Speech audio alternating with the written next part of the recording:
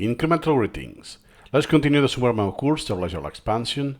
Now it's turn to save a selection in the element window into a file.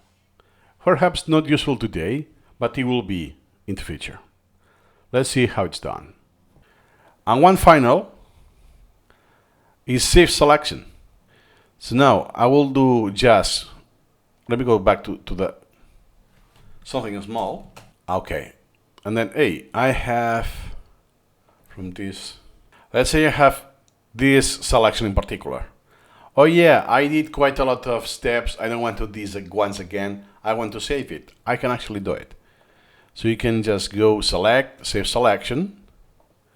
And now this becomes a self file.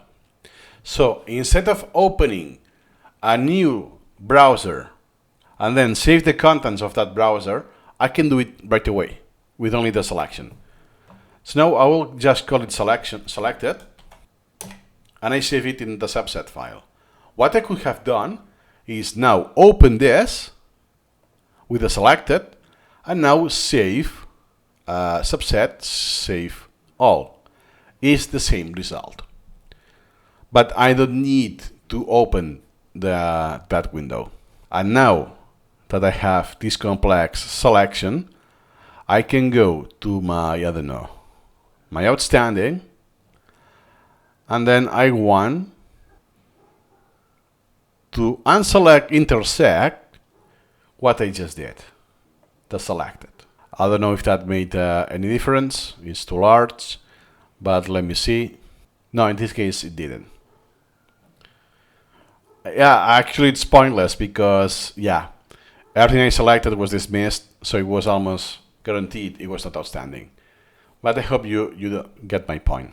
So at the end of the day, what I suggest is select elements by the insert or by clicking, and then clicking one of those two. Why do you just click or the opposite?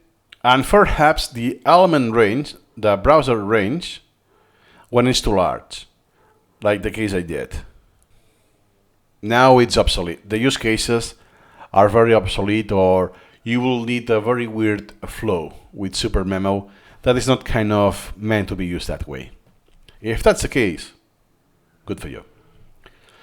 So that's all you need to know about selecting elements in the browser window for the sake of subsets.